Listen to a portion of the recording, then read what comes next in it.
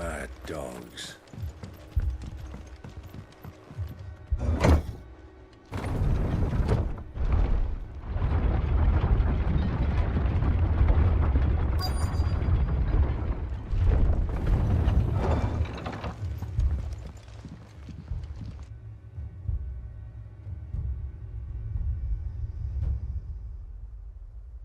Squire, I need you to get those who can still walk up the lift to Martha's. But what about... I didn't ask, Oscar. Sir. Sir Wade. Lord Rossfield. If you aren't a sight for sore eyes. Martha seemed to think you might need some help. And by the looks of it... We thought we could sneak by them. But we didn't know there would be so many. How could we have? Behind you!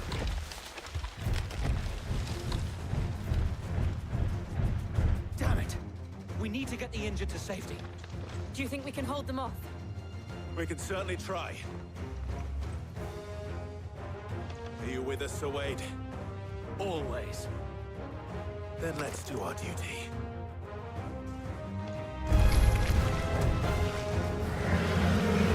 That's better.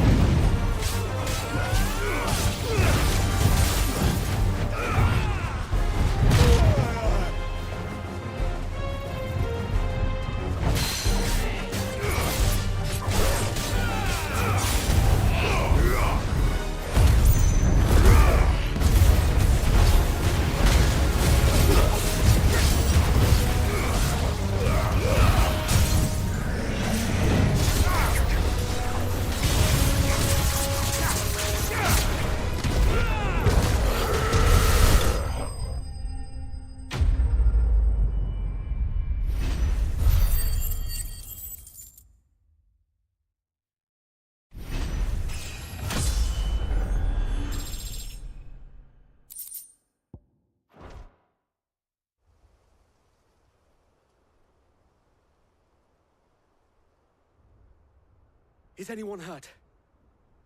I don't think so. And yet again, you've pulled me from the flames. It's just a pity I keep walking into them. You've never been one to shy away from danger, Sir Wade. Like any shield worthy of the name.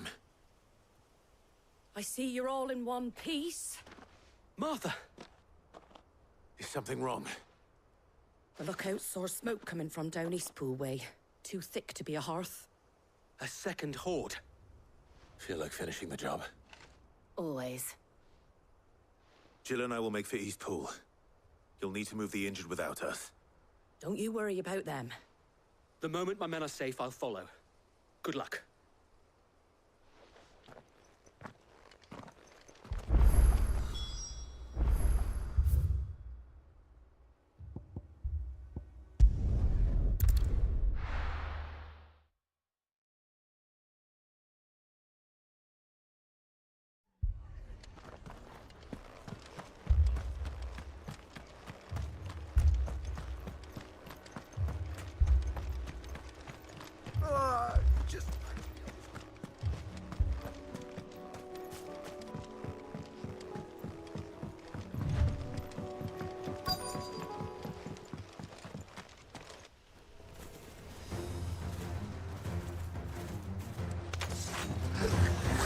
They're headed for the rest.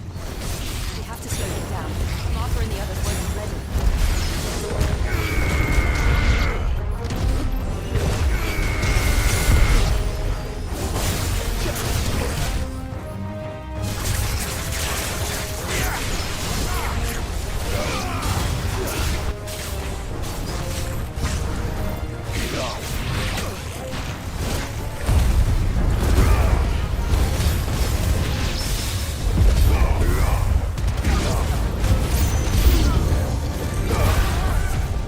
I'll be fine now.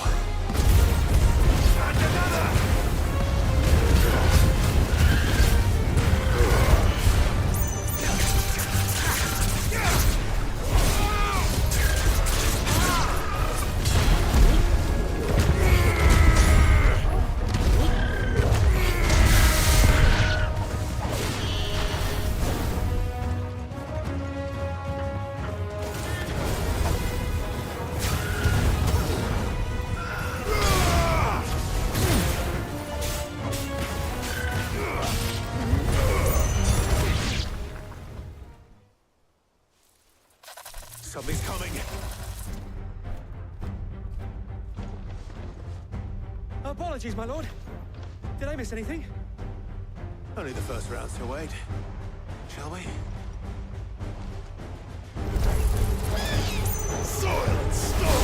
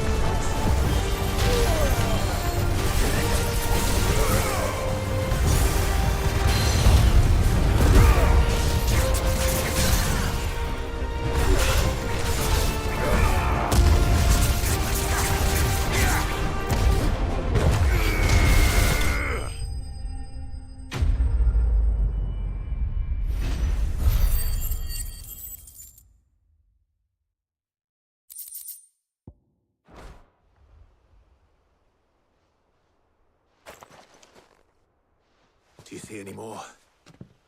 No. I think that was the last of them. But it won't be long before the next lot arrive. Then we make for Martha's while we can.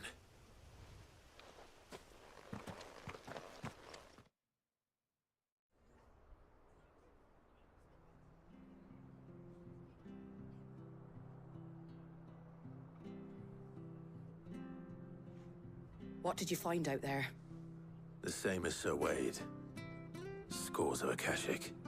Well, wherever they came from, they're gone now. Our lookouts say the lowlands are clear. Hopefully we'll have enough time to lick our wounds. How many of your men were injured? A damn sight less than if you hadn't turned up. Thank you. It was a hard-fought victory. But as long as the skies remain dark, I fear the Akashic's numbers are only going to rise. It's not a matter of if the Horde will be back, but when. And whether that's sooner or later, we'll need to be ready. The inn here affords a good view of the land, and is easily defendable. I'd like to make this one of our outposts. What do you say, Martha? You'd have more men to guard the rest. Well, when you put it like that, of course they can stay.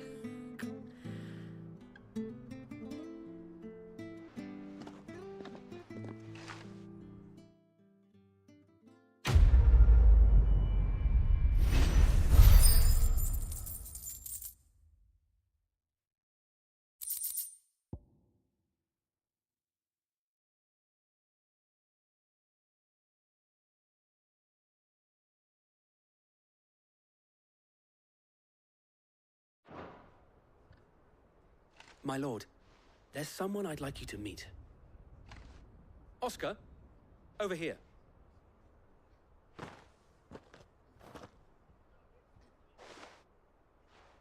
It is an honor to make your acquaintance, Lord Rossfield. I am Oscar. Oscar of House Murdoch. Murdoch? I wasn't aware the Lord Commander had children. Oh, he didn't. But his brother, my father, did. I am Sir Rodney's nephew. Well, go on then. It's not for me to ask him. Yes, Sir Wade.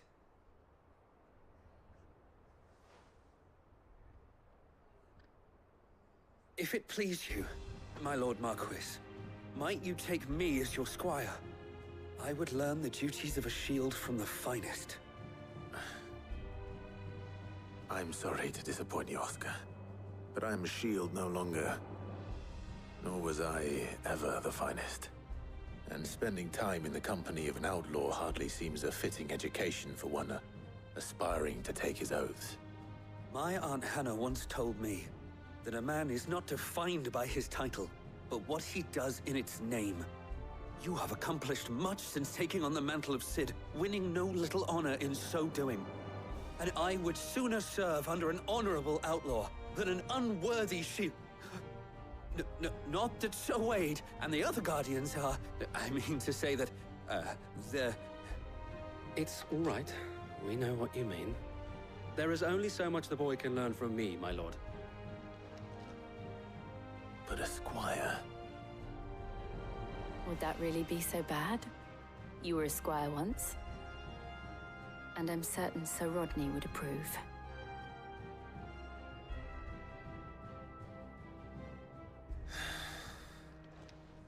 Know that I'll show you as much leniency as your uncle showed me. I would not have it any other way.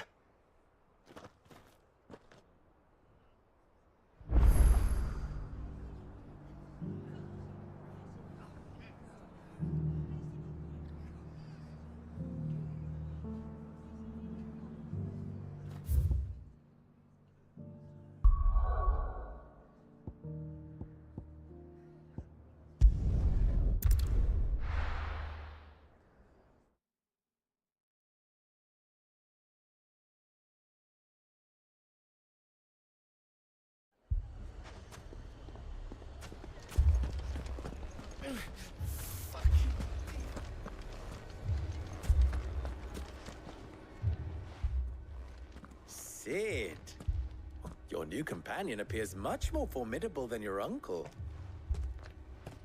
Should I be worried? You haven't been introduced. Jill, Clive has told me much about you. All lies, I'm sure. Your Stolas said that Dalamil has a bandit problem. Indeed. Although, you're a little late. They left with our food and guild days ago. Any idea where they went? The desert's a big place. Your guess is as good as mine. But the fact is, I have more immediate concerns. What did you say to me? What did you say? Ah, as if by magic. Let's just say we've yet to reach a consensus about how to solve Dalamil's little problem. And at this rate, it won't be the actions of the bandits which prove to be our undoing. It will be our own.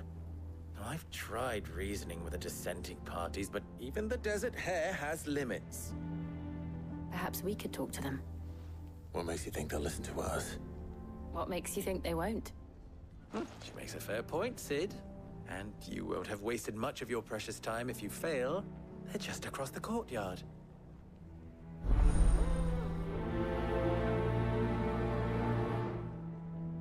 Suppose we just follow the shouting.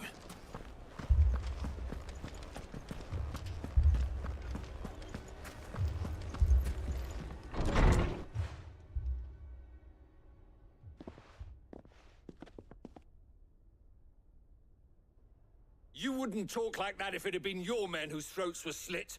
Blood for blood, it's the only way. We hire mercenaries and have them mount the bandits' heads on our walls as a lesson to the rest. And what happens when those mercenaries are slaughtered like your men? Are you going to hire more?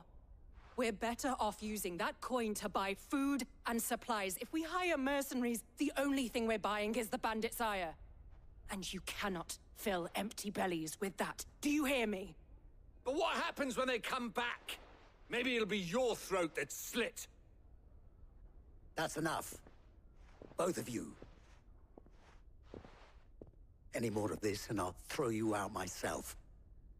Come back when you're ready to talk like adults.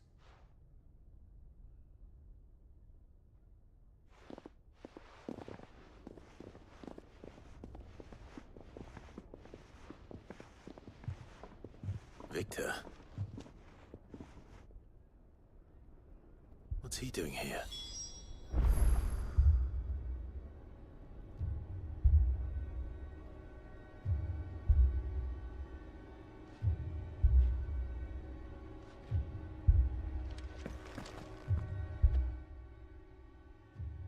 Cid. And Lady Jill. What brings you here? I was about to ask you the same thing. Costness is in chaos, and the markets have all but ceased to operate. The Briar's Kiss here in Dalimil is the only place I can reliably obtain supplies. I was here to do just that when Master Lubor told me of his troubles. He thought I might be able to talk some sense into these fools. But if you're here, I suppose his patience must be waning. Who are those people? Those were the thorns in Lubor's side. And the reason this place might be headed the same way as Costness. It's these accursed skies. The darkness is enough to drive a man to madness. Or an entire city, for that matter. We're still working on the skies. But in the meantime, perhaps we can find a solution to Dalimil's problems. I hope so. For all our sakes.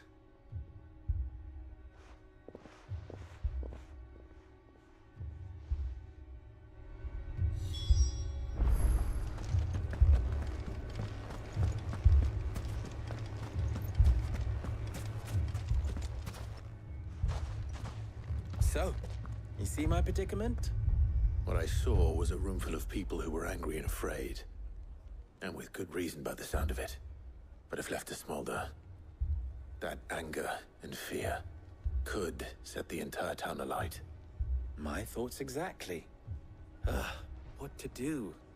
Both sides wish to protect their homes and livelihoods, if only they could agree on how.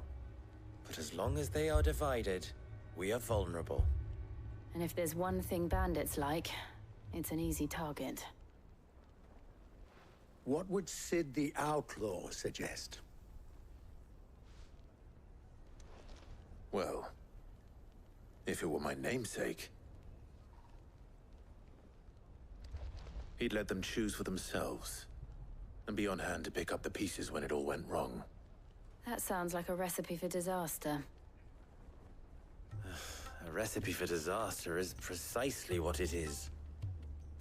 But perhaps that realization would be enough to make them question the ingredients.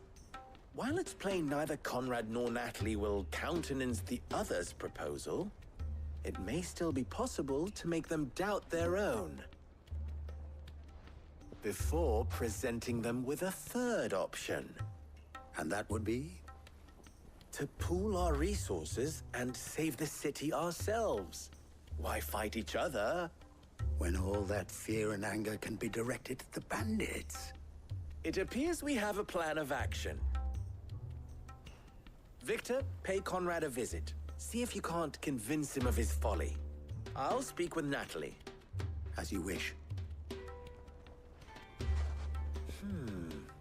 Your faces are not well known in this town. That may prove useful. Don't worry, Victor and I will do most of the talking. You need only play along. Play along. What he means to say is yes.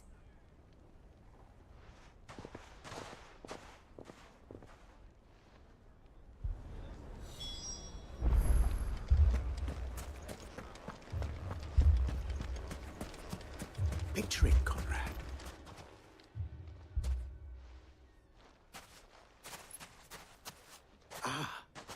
Here she is. The Lady of the Spear herself. Conrad, may I introduce you to Jane, commander of the Red Wings, the oldest mercenary guild in the Free Cities. A pleasure, my lady. The pleasure is all mine. As I told you, I summoned the commander here from Canver to inquire about a contract. Victor says you told him no. That there aren't any men left to hire. Is that true? True as the crystals cracked. Nobles came and claimed every last one worth his salt. And not just from us Red Wings. You know of the 7 high houses. There must be 2 swords assigned each one. Granted, we have a few boys left. If it's boys you're looking for. Well, Conrad, are you saying that Dalamil's finest cannot defend this town better than a gaggle of unblooded striplings? That a band of beardless youths could better avenge the deaths of your brave men than you yourselves? Absolutely not. We'll show those bastards who they're dealing with.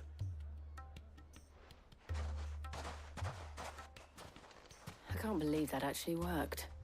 Conrad's not what you call the brightest candle in the crypt. And there's a reason why I had you do the talking and not Sid. Well played, my lady.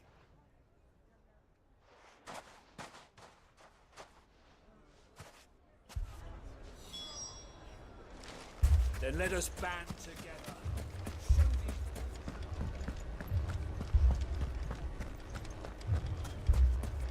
My shop. If I had my pickaxe, I would... I mean, it may still be possible to buy something. Ah, here he is now.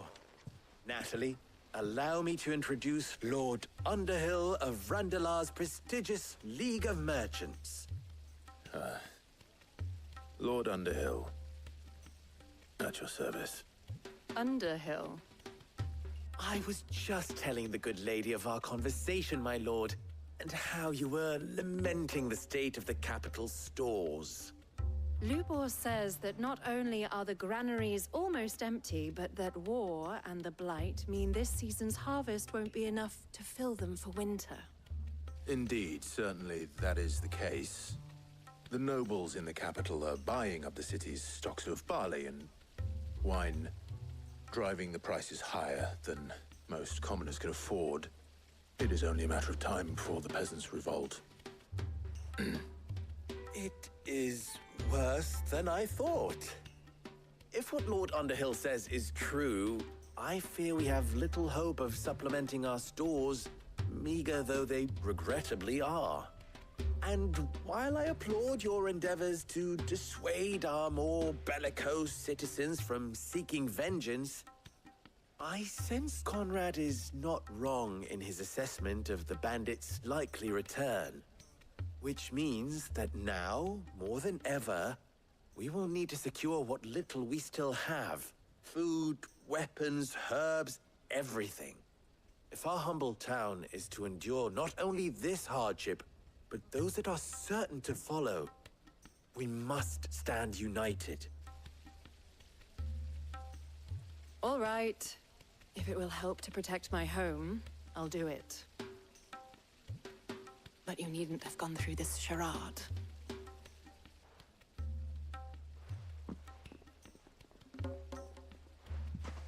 Thank you, Clive. Your performance was nothing if not workmanlike. She saw right through it. I didn't say it was good, merely that it produced the desired effect. Now, my scouts should be returning shortly. Meet me back at the Briar's Kiss, and we shall see what we face.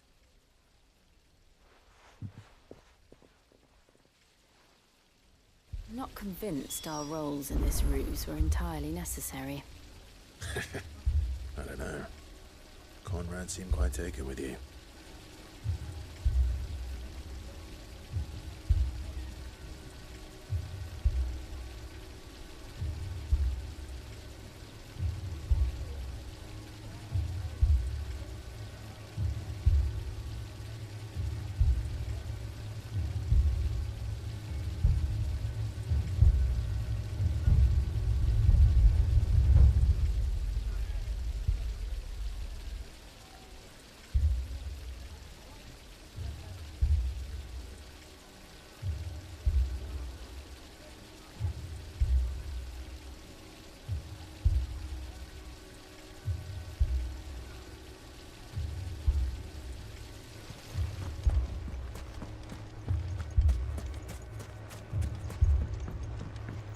Mummy? Oh. Good news, Sid. Both Conrad and Natalie have somewhat gracefully accepted their new roles. With time, they may even learn to.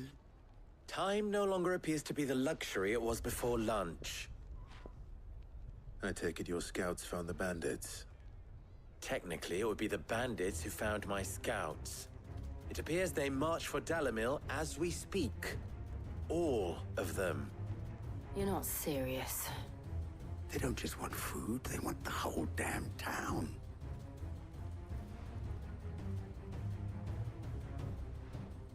I have a favor to ask. I'm told the bandits march in two groups, one from the south and one from the desert, in a move doubtless intended to stretch our already gossamer-thin defenses. Very well. Jill and I will meet those from the desert. But what of the rest? The rest, my friend, the city shall fight. Together. Mistakes, I concede, are high. But if this does not unite Dalimil, nothing will. That is a lot of faith to put into those who had their hands around each other's throats but a moment ago.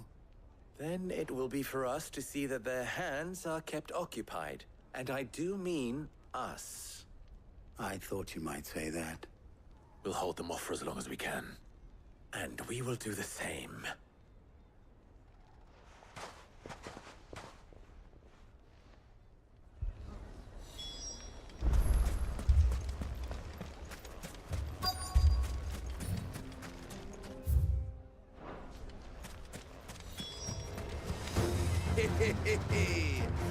The women folk have come to welcome us.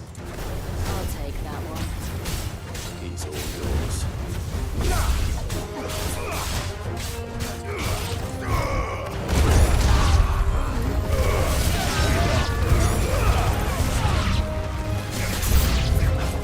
They need to overwhelm us.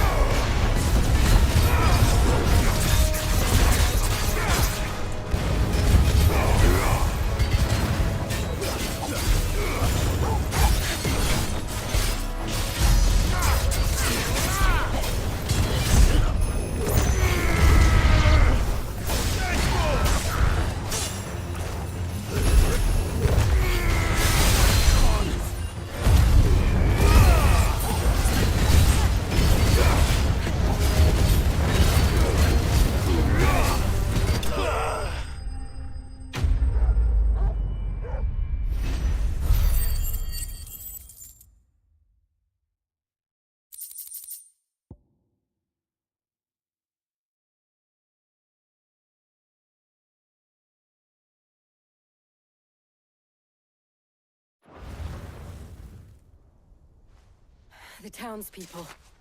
Could they have held out? I don't hear any fighting. What do you think? That we should hurry.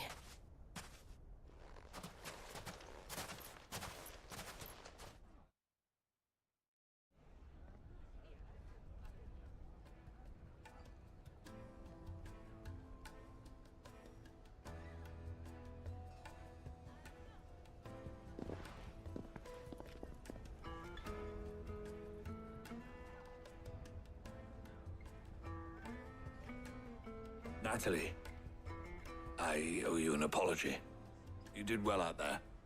The inn would have been lost had you not held the line. Without you, there would have been no line to hold. You saved us, Conrad. You saved Dalimil. We all saved Dalimil.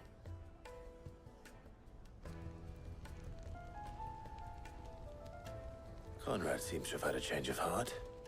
I'd say they both have. I take it from your presence that our visitors from the desert won't be joining us either. Pity. The plan worked, Sid. Granted, it only took an army of bloodthirsty bandits at our gate. Calm now, Victor. Why quibble over the details? We are united, and that is all that matters. As for you, Sid, you fight considerably better than you act. I'll take that as a compliment.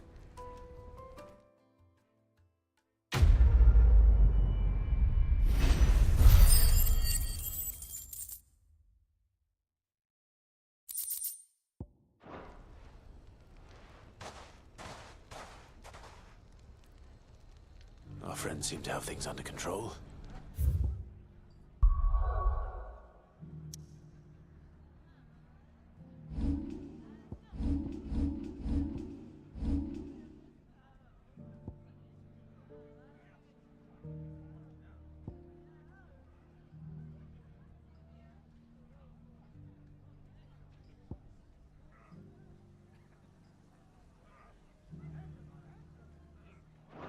For now, at least.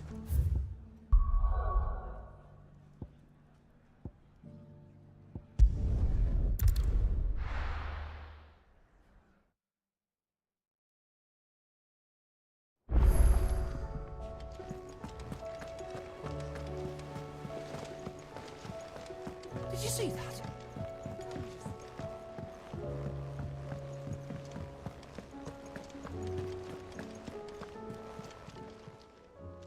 Oh, I wasn't expecting you back so... Here you are. Best of luck out there, Sid.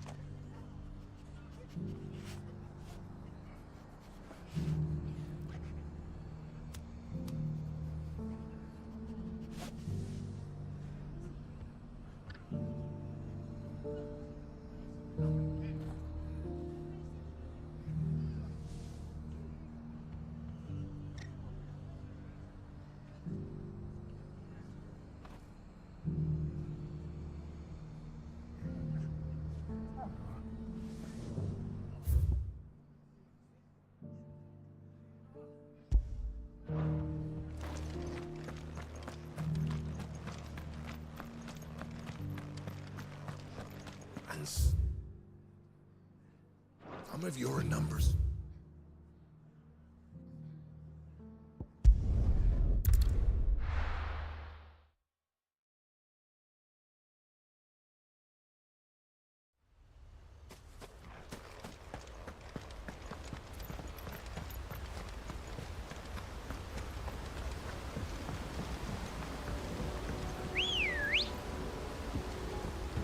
Let's go. Run like the wind.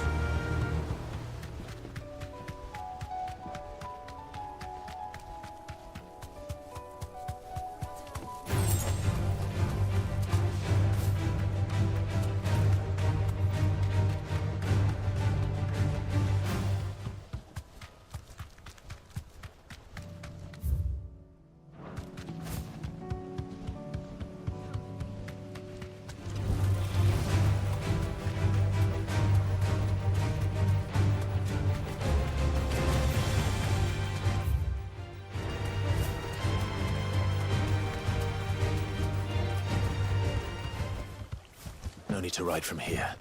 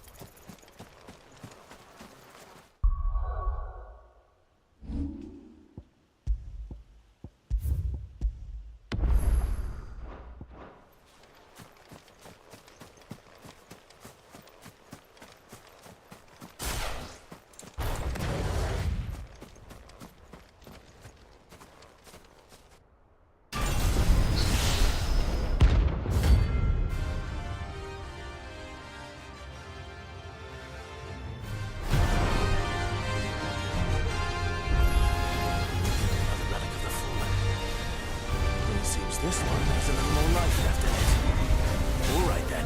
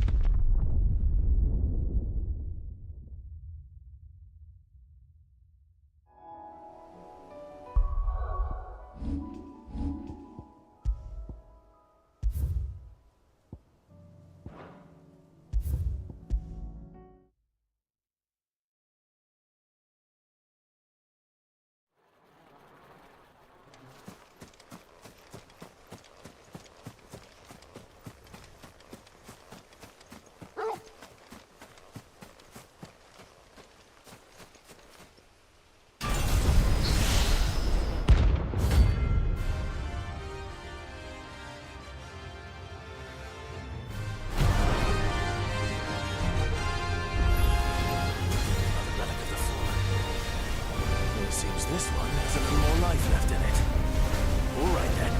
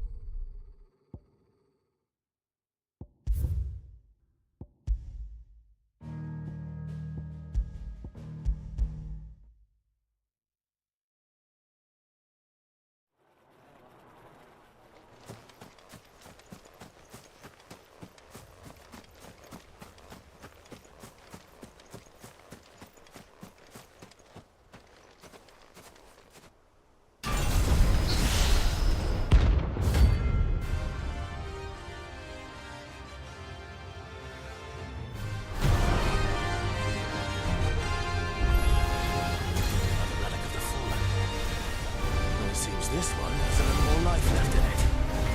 All right then.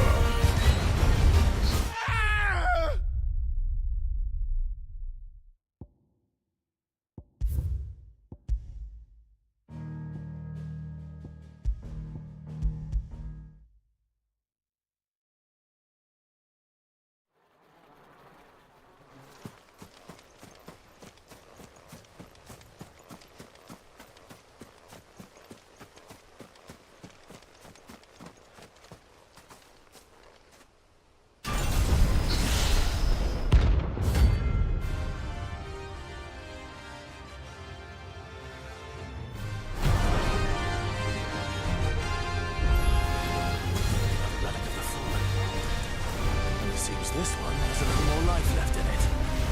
All right then.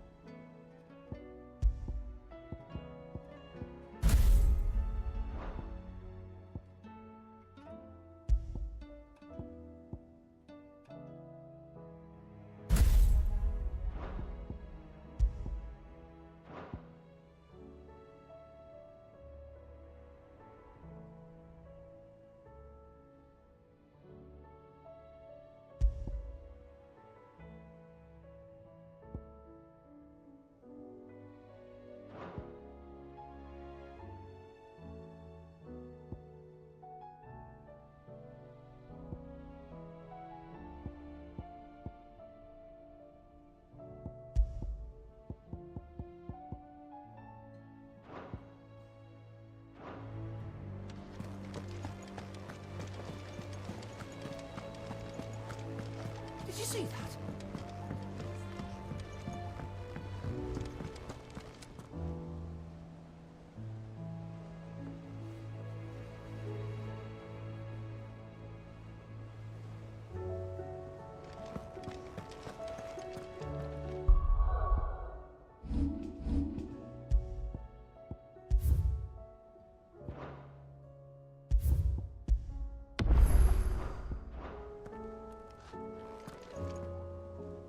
Was want hellos from all our friends thanking you for your timely intervention.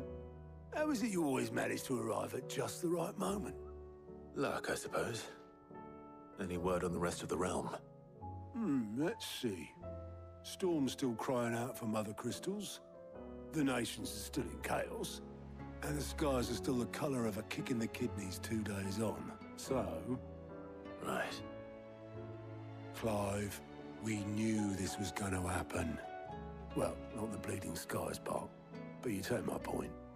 Now's not the time to second-guess yourself. Now's the time to visit the infirmary. Taya says your brother's awake.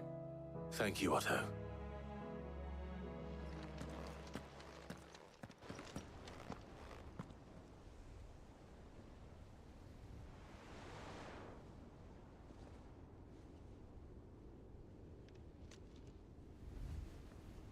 So it was not Sylvester, but Olivier who served as Ultima's puppet.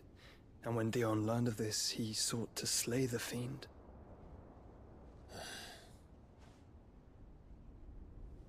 Only for his father to take the spear that would have freed him.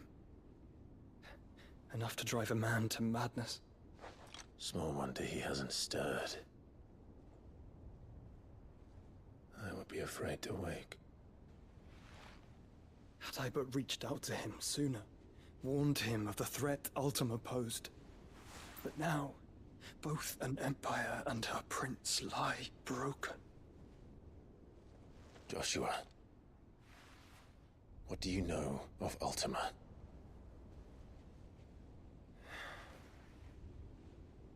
Very little, I'm afraid. Despite my best efforts. 18 years ago, as I lay buried beneath the rubble of Phoenix Gate, 'twas not death who came for me, but another. And it was while in my rescuer's care, I first heard of Ultima. I've been chasing his shadow ever since. Ultima is driven by some deep, dark purpose, and for whatever reason, it would seem you are crucial to his designs. He will stop at nothing to have you, even if that means toppling an empire. But why me? What possible use could I be to such a creature? That is one of many answers that have eluded me. Yet, I am certain of this. It is not mere chance. You were chosen for a reason. All dominants carry within them the might of an icon. Nigh limitless power that is at once acutely limited. I wield fire, and only fire. And I only ice. 8 wardens for 8 elements. But you, Clive. You are different. You're special. Your abilities begin with the flames of Ifrit. But they do not end there. The fact Ifrit can even exist goes against everything we thought we knew of dominance.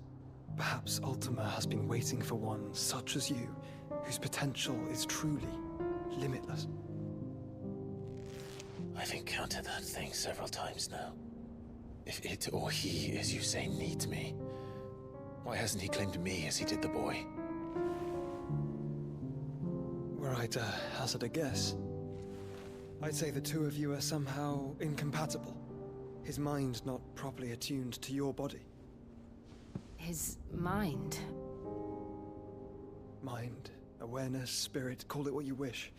But I believe Ultima to be an embodiment of the concept. This is why I struggle and fail to contain him here inside me. I'm sorry. Inside you? With every setting sun, I feel my strength wane. And though the Phoenix's flames mend the prison I have made for Ultima, they do so at a cost. We must find a means to bring an end to him before I meet my own. What were you thinking? It was that or let him take Clive. And I've always had a soft spot for my brother. But that doesn't mean you should sacrifice yourself to save me.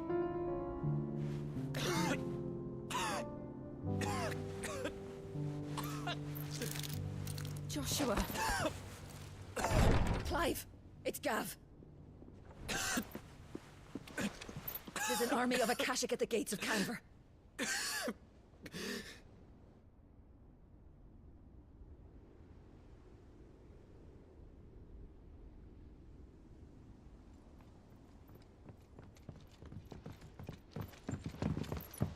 Well, what's the short of it? Thought Ty had told you. The capital of the Free Cities is under siege by an army of monstrosities. The city guard are doing their best to stem the tide, but numbers ain't on their side. What of Lord Byron and Mid? Were they able to escape? No, but they're all right for now. They're hiding with Gav at midship. We have to get them out of there. And we shall. Otto, prepare a Stolas. Tell Gav to stay exactly where he is. Understood. Vivian, what's the swiftest route to the Free Cities? That sounds like a question for the map. Look here. This road, through Tabor, should provide the least trouble. Good. What a coincidence. Tabor is exactly where I'm bound. Joshua, Bed is where you should be bound. You don't think I told him the exact same thing? Were Taya not such a talented healer, I would surely have been inclined to agree. But, thanks to her ministrations, I feel I may safely rejoin my attendant, who was to wait for me in Tabor if we became separated. All right, we travel together. Clive. If he stays close to me, he'll be fine. Thank you, brother. I'll look after him.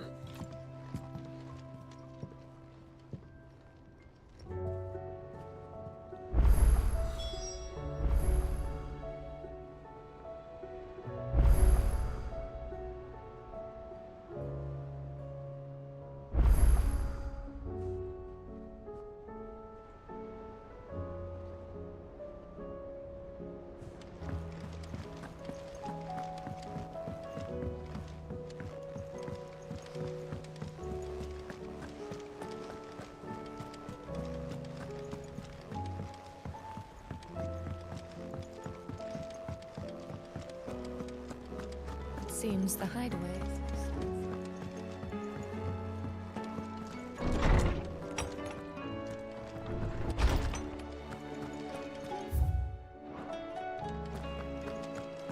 Is a storm coming, Sid?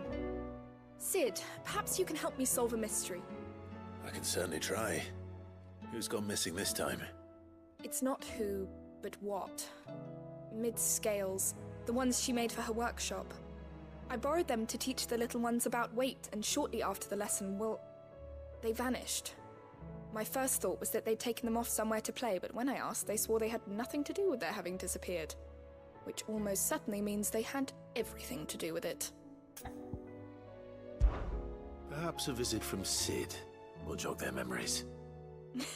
I think it just might. Thank you. I don't like to imagine that my pupils would lie to me. But if they have, I'll have no choice but to discipline them accordingly.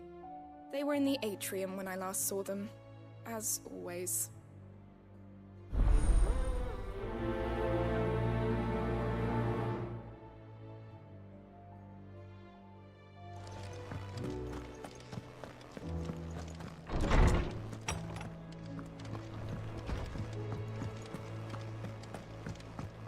Oh, that blasted book.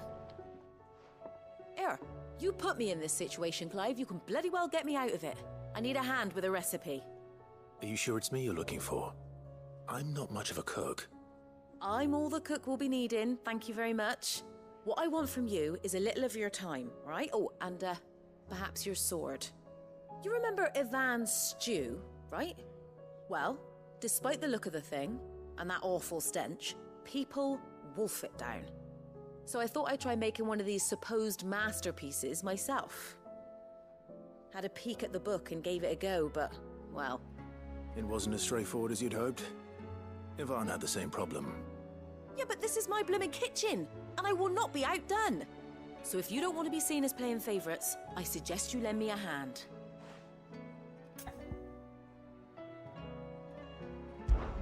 I've never been one to play favourites, Molly. And I would be only too happy to lend you a hand. So, what's on the menu this time? A fried mortress of skyworm. That's one heck of a name, innit? Recipe seemed easy enough to an old hand like myself. Thought I'd followed it to a T. Only, turns out skyworm livers and drake's mint are not what I thought they were. At least I hope they're not, given the rancid mess they made. Ivan said the recipes in the culinary pilgrimage date back centuries. Who's to say the ingredients even exist anymore? Wow.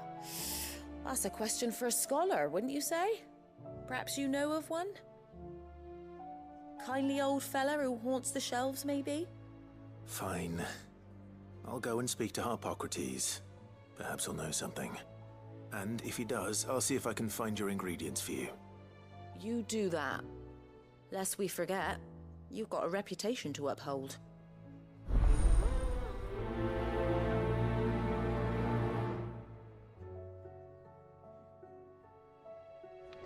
It seems the hideaway is lost its appetite.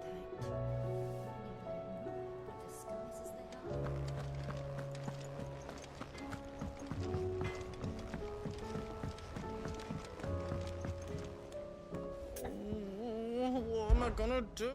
Is everything all right, Goots? You seem more discomposed than usual. Oh, I don't know what that means, but I'm in a bit of a muddle. Oh, I think Nan might be in trouble, and she's...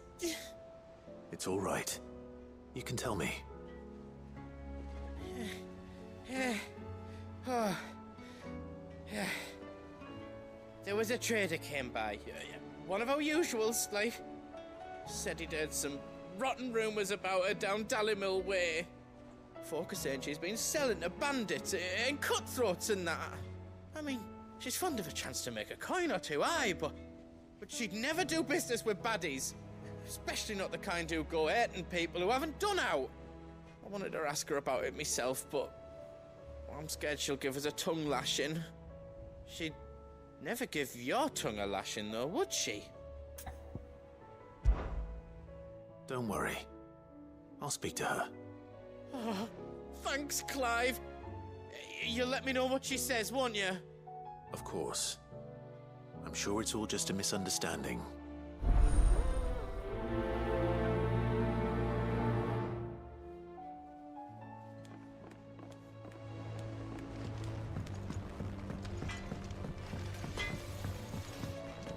Did you see that? Lady Karen. How's business? Not nearly as foul as the weather. You're doing good trade, then?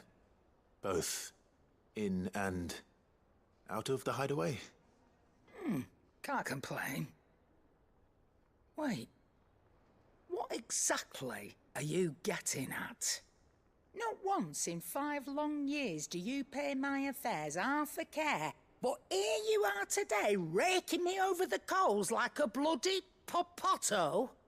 Just asking. Out of interest. All right. I'm here because I was told that certain rumors have been circulating. About you selling weapons to brigands. Oh, are you? And who was it who knows me so well as to tell tales of my evil exploits? I didn't exactly hear firsthand. All I know is that someone in Dalimil has been spreading word to that effect. And what? You believe it? You think I'm profiting off the blood of innocents, do you? Look, I've done things I'm not proud of. Might be there were a time when I turned a blind eye to the wretchedness of the world so I could line my pocket. But that woman is no more. And you'd know that if you'd ever paid the slightest bit of notice. You're right, Lady Karen. I apologize. It was wrong of me to doubt you. Aye, it was. Now, I reckon you've got better things to do than pointing your do-gooding finger at a poor old woman. Of course. Good day. Aye, it's a dangerous world out.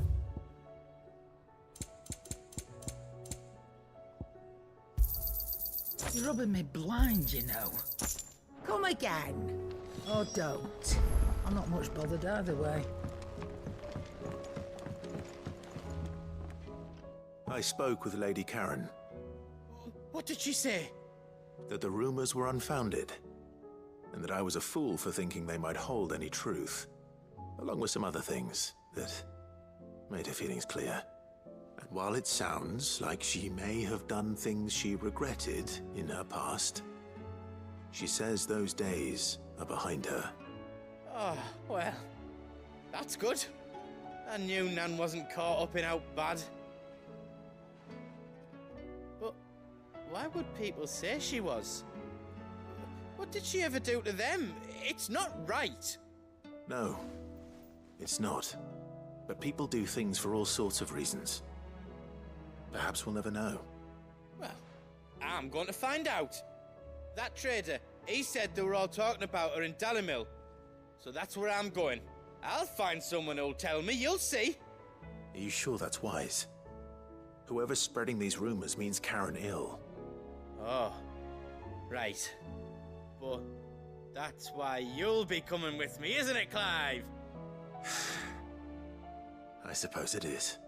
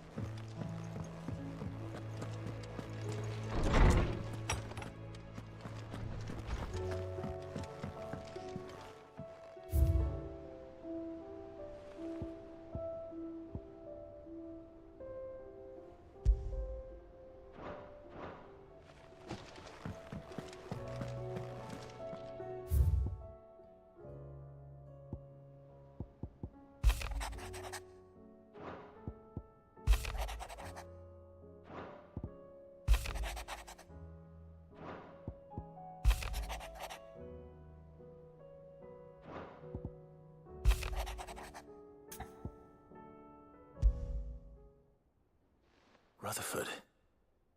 Wasn't that the name of my uncle's manservant? Why would he be at Martha's Rest?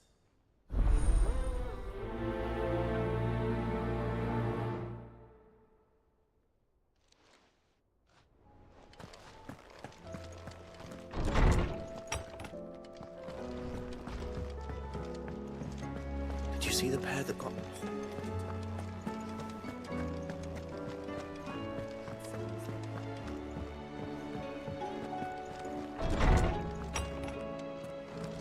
Is a storm coming? Lawsman Harpocrates. I've come to pick your brain if you don't mind. It's about the book you lent Ivan. Ah, Valisthea, A Culinary Pilgrimage, a classic. One of my favorites, in fact. The young man did a wonderful job with the Chance's stew. I do hope we shall be able to sample more such marvels in due course. That's actually why I'm here. I don't suppose you know where I might find skyworm livers and drake's mint. Ah, so the fabled Sandbricois delicacy is next on the menu. Delightful. The descriptions of fried mortress never fail to make my mouth water. Now, skyworm is a somewhat antiquated name for the wyvern, their ground livers being the paste from which the mortress is made. Dragon livers. How very Sambraquois. One would have thought the disciples of Bahamut would have a touch more reverence for their icon's brethren, but apparently not. I believe the specific dragon the recipe demands is the blueback wyvern, said to be the very color of the sea beside which it resides. So we know where to look for our liver. But what about the drake's mint? Saint's bonnet in contemporary parlance, a herb which grows along the North Reach coast. I gather that one can locate the cheerful yellow flowers by their heady scent alone, so I'm sure you'll have no trouble finding them. I may add that people once believed game was best served with the flora that sustained it in life, in which regard fried mortress of skyworm is undoubtedly a typical dish of the time. Meaning that if I find one, I find the other. To Northreach, then. Best of luck, Clive. And do save me a bite once the dish is complete.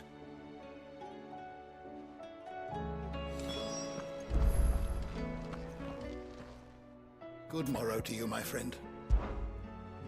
I don't believe you've read this particular chapter before. There is a rather fascinating excerpt I've been meaning to show you.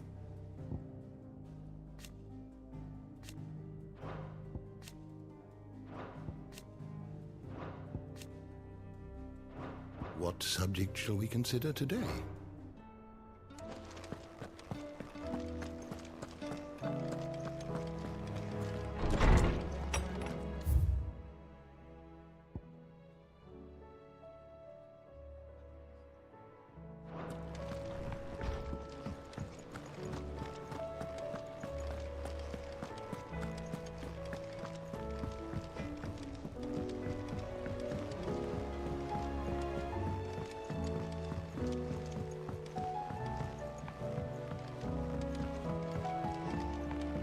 I heard the Emperor was...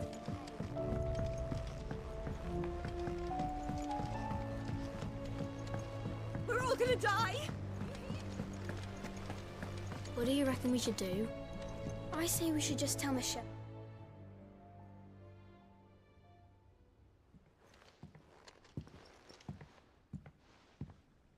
Sid! Hard at your studies, I see. And what is that? It's not a set of scales, is it? No. Of course it isn't. Well, not anymore, it's not. Oh! And just how long hasn't it been one? We're sorry. But we didn't break them. We dismembered them. Just like Miss Mididol showed us. Miss Mididol? And why would she have you dismembering her creations? Because that's the only way to become a ninja-neer. Miss Mididol said, the best way to see how something works is to take it apart and put it back together again. Well then, your work is already half done. Carry on. About that. The taking apart was easy enough, but it's the putting back we can't work out. Speak for yourself. The heavy thing goes at the bottom. Then...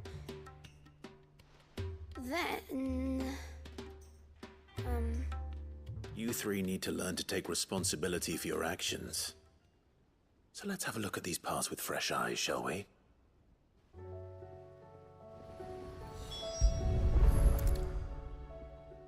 All right. Everything here was once part of Miss Mididol's scales.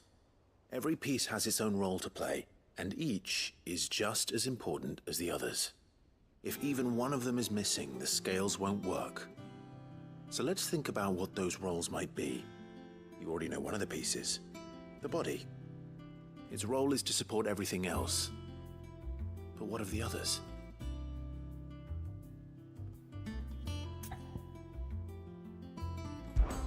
This is called the arm. Why do you suppose that is? It doesn't look much like an arm. You're right. It looks more like a wing. Like a chocobo wing! You've ridden a chocobo before, haven't you, Sid? Will you teach me to ride one day? I'll think about it. Now, what do arms do? Hold things. So wait, maybe this arm holds things too? Good thinking. You're on the right track.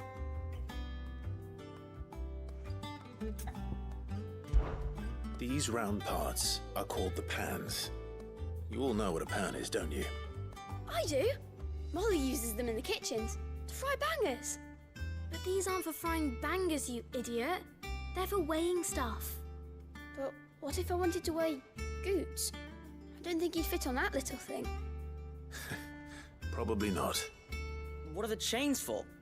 Holding the pans up? Well spotted. Which means something must hold the chains up in turn.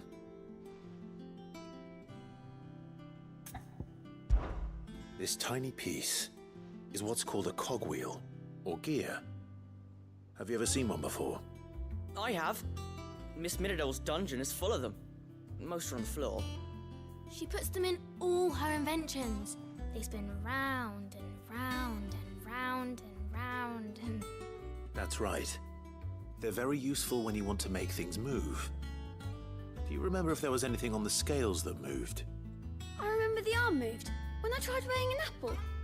And then somebody ate it. Not my fault. You shouldn't have tried weighing it before lunch. You know what part's supposed to move and how it's supposed to move.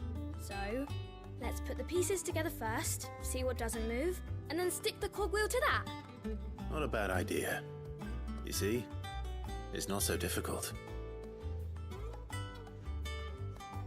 So, now that we've taken stock of the parts and learned what they do, what do you think? I think we've got it. Then here's what we'll do. You tell me what goes where, and I'll put the scales together. Well, obviously you need to start with the body. All the other pieces fit onto it, don't they? And the arms go on the body, just like real arms. Or wings, if you're a chocobo. And then the arms hold the pans by the chains. Very good. Let's see if that works. Ah, all finished.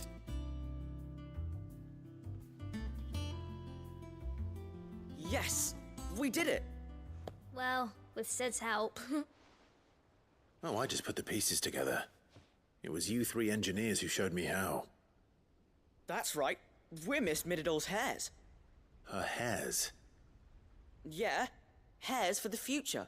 She's showing us her secrets now, so we can help out the hideaway when we're older. What do you think, Sid? Are we almost ready? With a little more help from Miss Middledale and Miss Shirley, I'd say it won't be long at all. You hear that? It won't be long. Until then, though, do try to be honest with Miss Shirley.